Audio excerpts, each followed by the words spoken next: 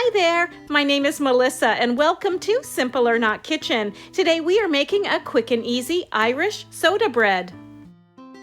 I love making bread, and Irish soda bread is a quick bread. It doesn't use any yeast, and I've made it several times before, and I have a few recipes that I follow. But I saw this recipe on All Recipes, and it was a little bit different from the ones that I usually follow. It calls for an egg and it has a glaze on top, so I'm going to give it a try. To make this recipe, we're going to need about 4 cups of flour. As well, we need some baking soda, baking powder, and salt. I have them all combined there together. We also need about 4 tablespoons of sugar and about a cup of buttermilk. If you don't have buttermilk, you can make your own with milk and vinegar. We also need 1 egg, and as well, we need some softened margarine. And for the glaze, we're going to need some melted butter and another 1/4 cup of buttermilk. And before we get started, we're just going to mix our baking soda, our baking powder, our salt, and our sugar in with our flour and give it a good stir. And you can, of course, do this whole recipe by hand, but I am actually going to be using my stand mixer today. Our first step is going to be to put our flour mixture into our stand mixing bowl.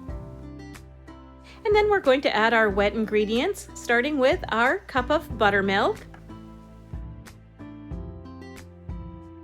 And then in goes our softened margarine. Mine is actually almost melted.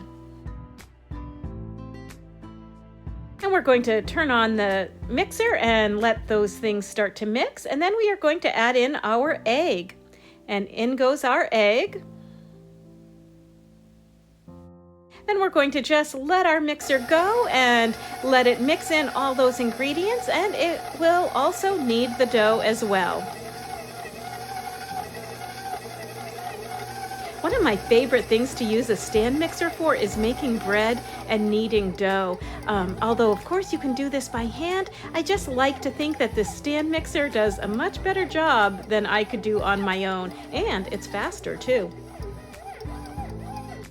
When the kneading portion is finished, we're going to go ahead and take our dough and we are going to just form it into a circle. We want it nice and round.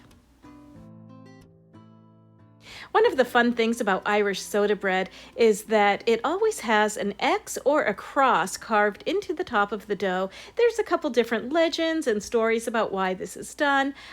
So we are going to just go ahead and do that. We're going to carve just a little X into the top of our dough using a sharp knife.